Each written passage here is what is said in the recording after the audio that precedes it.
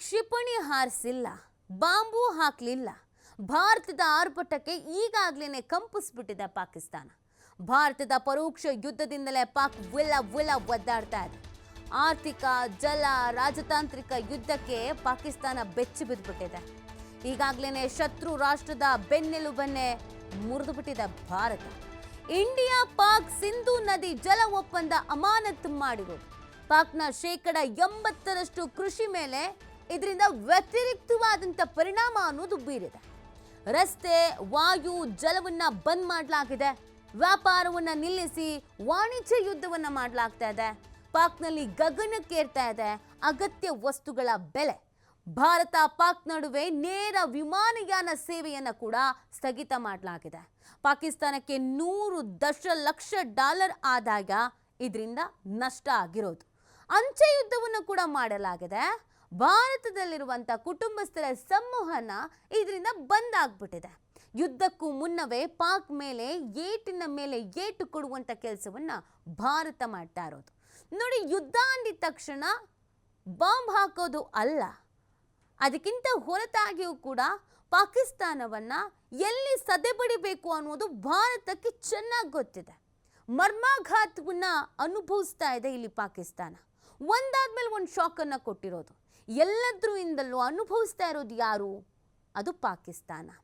ಒಂದು ಕಡೆಯಲ್ಲಿ ಜಲಯುದ್ಧ, ಇನ್ನೊಂದು ಕಡೆಯಲ್ಲಿ ವಾಯು ಯುದ್ಧ, ಮತ್ತೊಂದು ಕಡೆಯಲ್ಲಿ ವಾಣಿಜ್ಯ ಯುದ್ಧ, ಇನ್ನೊಂದು ಕಡೆಯಲ್ಲಿ ಯಾವುದೇ ತರಕಾರಿಗಳು ಇಲ್ಲಿಂದ ರಫ್ತಾಗ್ತಾ ಇತ್ತಲ್ಲ, ಟೊಮೊಟೊ ಆಗಿರ್ಬೋದು, ಬೀನ್ಸ್ ಆಗಿರ್ಬೋದು, ಆಲೂಗಡ್ಡೆ ಆಗಿರ್ಬೋದು, ಇದ್ಯಾವುದನ್ನು ಕಳಿಸ್ತಾ ಇಲ್ಲ. ಅದರಿಂದ ಅಲ್ಲಿ ಅಗತ್ಯ ವಸ್ತುಗಳ ಬೆಲೆಯಲ್ಲಿ ಏರಿಕೆ ಆಗಿದೆ. ಮೊದಲೇ ಪಾಕಿಸ್ತಾನ ಆರ್ಥಿಕವಾಗಿ ಹೀನಾಯ ಪರಿಸ್ಥಿತಿಯನ್ನು ತಲುಪಿತ್ತು. ನಿಮಗೆಲ್ಲ ಗೊತ್ತಿರಬಹುದು, ಪಾಕಿಸ್ತಾನ ಯಾವುದ್ರಲ್ಲಿ ಅಭಿವೃದ್ಧಿ ಆಗ್ತಾ ಇದೆ ಅಂತ ಅಂದರೆ ಅದು ಉಗ್ರರನ್ನು ಸಾಕೋದ್ರಲ್ಲಿ ಮಾತ್ರ. ಯಾವಾಗ ಉಗ್ರರಿಗೆ ಇವರು ರಕ್ಷಣೆಯನ್ನು ಕೊಡೋದು, ಉಗ್ರರಿಗೆ ತರಬೇತಿ ಕೊಡೋದು, ಉಗ್ರರು ಹೇಳ್ದಂಗೆ ಕೇಳೋದು, ಆಲ್ಮೋಸ್ಟ್ ಆ ದೇಶವನ್ನು ಉಗ್ರರೇ ನಡೆಸೋ ರೀತಿಯಲ್ಲಿ ನಡೆಸ್ತಾ ಇರುವಾಗ ಯಾವುದ್ರಲ್ಲೂ ಅಭಿವೃದ್ಧಿ ಅನ್ನೋದು ಇಲ್ಲ. ಯಾವುದ್ರಲ್ಲೂ ಅಭಿವೃದ್ಧಿ ಅನ್ನೋದು ಇಲ್ಲ. ಹೀಗಿರಬೇಕಾದ್ರೆ ಭಾರತ ತೆಗೆದುಕೊಂಡಂಥ ಕೆಲವು ಕಠಿಣವಾದಂಥ, ಸ್ಪಷ್ಟವಾದಂಥ, ಗಟ್ಟಿಯಾದಂಥ ನಿರ್ಧಾರಗಳು ಪಾಕಿಸ್ತಾನಕ್ಕೆ ಹೊಡೆತದ ಮೇಲೆ ಹೊಡೆತ ಬೀಳ್ತಾ ಇದೆ. ಯಾವುದರಿಂದ ಚೇತರಿಸ್ಕೊಳ್ಬೇಕು ಅನ್ನೋದು ಪಾಕಿಸ್ತಾನಕ್ಕೆ ಅರಿವಾಗ್ತಾ ಇಲ್ಲ. ಈ ಕಡೆ ನೀರು ಬರ್ತಾ ಇಲ್ಲ, ನೀರಿಗಾಗಿ ಇಲ್ಲಿ ಪರದಾಡೋ ಪರಿಸ್ಥಿತಿ ಇದೆ. ಇದರಿಂದ ಕೃಷಿ ಮಾಡೋದಕ್ಕಾಗ್ತಾ ಇಲ್ಲ. ಆಲ್ರೆಡಿ ಬೆಳೆ ಎಲ್ಲ ಬಿತ್ತಿದ್ರೆ ಎಲ್ಲ ಒಣಗಿ ಹೋಗೋ ಪರಿಸ್ಥಿತಿಗೆ ಬಂದ್ಬಿಟ್ಟಿದೆ. ಹನಿ ನೀರಿಗೂ ಕೂಡ ಬೇಡಬೇಕಾದ ಪರಿಸ್ಥಿತಿ ಪಾಕಿಸ್ತಾನಕ್ಕೆ. ಜನ ನೀರು ಬೇಕು ಅಂತ ದಂಗೆ ಏಳಕ್ಕೆ ಶುರು ಮಾಡ್ತಾರೆ. ಇನ್ನೊಂದು ಕಡೆಯಲ್ಲಿ ಭಾರತ ಯುದ್ಧಕ್ಕೆ ರೆಡಿ ಆಗ್ತಾ ಇದೆ. ಇತ್ತ ಯುದ್ಧ ಸಾಮಗ್ರಿಗಳನ್ನು ಜೋಡಿಸ್ಕೋಬೇಕು, ಅತ್ತ ನೀರ್ ಬಗ್ಗೆ ನೋಡಬೇಕು, ಇತ್ತ ತರಕಾರಿ ಬಗ್ಗೆ ನೋಡಬೇಕು, ಅತ್ತ ವಾಣಿಜ್ಯದ ಬಗ್ಗೆ ಗಮನ ಹರಿಸ್ಬೇಕು, ಇತ್ತ ಆರ್ಥಿಕ ವ್ಯವಸ್ಥೆ ಬಗ್ಗೆ ನೋಡಬೇಕು, ಸೈನಿಕರನ್ನು ಸ್ಟ್ರಾಂಗ್ ಮಾಡಬೇಕು. ಸೈನಿಕರು ನೋಡಿದ್ರೆ ರಾಜೀನಾಮೆ ಕೊಟ್ಟು ಓಡ್ತಾ ಇದ್ದಾರೆ. ಯಾವುದ್ರ ಬಗ್ಗೆ ಕಾನ್ಸಂಟ್ರೇಷನ್ ಮಾಡಬೇಕಾಗತ್ತೆ ಪಾಕಿಸ್ತಾನ? ಈಗ ಎಲ್ಲದ್ರ ಬಗ್ಗೆನೂ ಗಮನ ಹರಿಸ್ಬೇಕಾಗತ್ತೆ. ಅದು ಮನಸ್ಸೊಳಗೆ ಪುಕ ಅಂತ ಅನ್ನುವಂಥ ಸಂದರ್ಭದಲ್ಲಿ ಯಾವಾಗ ಭಾರತ ಯುದ್ಧ ಮಾಡುತ್ತೆ ಅನ್ನೋದು ಗೊತ್ತಿಲ್ಲ. ಅದರೊಳಗೆ ಆಂತರಿಕವಾಗಿ ತನ್ನದೇ ದೇಶದಲ್ಲಿ ಜನ ದಂಗೆ ಏಳೋ ಥರದ ಪರಿಸ್ಥಿತಿ ನಿರ್ಮಾಣ ಆಗಿರೋದು. ನೀರಿಲ್ಲದೆ ಯಾರು ಬದುಕಕ್ಕೆ ಸಾಧ್ಯ? ಆರ್ಥಿಕವಾಗಿ ಹೊಡೆತ ಬಿತ್ತು ಅಂತಂದರೆ, ಅಗತ್ಯ ವಸ್ತುಗಳು ಸಿಗಲಿಲ್ಲ ಅಂತ ಅಂದರೆ ಯಾರಿರೋದಕ್ಕೆ ಸಾಧ್ಯ? ಜನ ಈಗ ರೊಚ್ಚಿಗೆ ಹೇಳ್ತಾರೆ.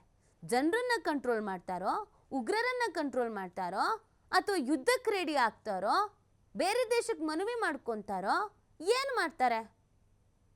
ಮಾನಸಿಕವಾಗಿ ಏನೂ ನಿರ್ಧಾರವನ್ನು ತೆಗೆದುಕೊಳ್ಳಲಾಗದ ಪರಿಸ್ಥಿತಿಗೆ ಇದೀಗ ಪಾಕಿಸ್ತಾನ ಹೋಗಿದೆ. ಆತ್ಮಸ್ಥೈರ್ಯ ಒಂದು ಕುಗ್ಗಿ ಹೋದರೆ ಯಾವುದೇ ಕೆಲಸವನ್ನು ಮಾಡೋದಕ್ಕಾಗಲ್ಲ. ನೀವು ನಿಮ್ಮ ಎದುರಾಳಿಯನ್ನು ಹೇಗೆ ಕುಗ್ಗಿಸ್ಬೇಕು ಅಂದರೆ, ಮೊದಲಿಗೆ ಅವರ ಆತ್ಮಸ್ಥೈರ್ಯಕ್ಕೆ ಒಂದು ಕೊಡಲಿ ಏಟು ಕೊಡಬೇಕು. ಆಗ ಕುಗ್ಗಿ ಹೋದಂಥ ಸಂದರ್ಭದಲ್ಲಿ ಯಾವುದೇ ನಿರ್ಧಾರವನ್ನು ತೆಗೆದುಕೊಳ್ಳೋದು ಕಷ್ಟ. ಅಸ್ಪಷ್ಟವಾದಂಥ ನಿರ್ಧಾರವನ್ನು ತೆಗೆದುಕೊಳ್ಬೇಕಾಗತ್ತೆ. ಸೊ ಪಾಕಿಸ್ತಾನದ ಸದ್ಯದ ಪರಿಸ್ಥಿತಿ ಹಾಗೇನೆ. ಅವರ ಕಾನ್ಫಿಡೆಂಟ್ ಲೆವೆಲು ಅಥವಾ ಅವರು ಏನೂ ಆಗಲ್ಲ, ಏನು ಮಾಡಬಹುದು ಅಂತ ನಿರ್ಧಾರವನ್ನು ತೆಗೆದುಕೊಳ್ಳೋದಕ್ಕೆ ಯೋಚನೆನೂ ಮಾಡೋಕ್ಕಾಗದಂಥ ಪರಿಸ್ಥಿತಿಗೆ ಈಗ ಭಾರತ ಪಾಕಿಸ್ತಾನವನ್ನು ತಂದು ನಿಲ್ಲಿಸ್ಬಿಟ್ಟಿದೆ. ಮೊದಲೇ ಅಲ್ಲಿ ತಿನ್ನೋದಕ್ಕೆ ಕತೆ ಇರಲಿಲ್ಲ, ಮೊದಲೇ ಆರ್ಥಿಕವಾಗಿ ಕುಗ್ಗಿ ಹೋಗಿದ್ರು.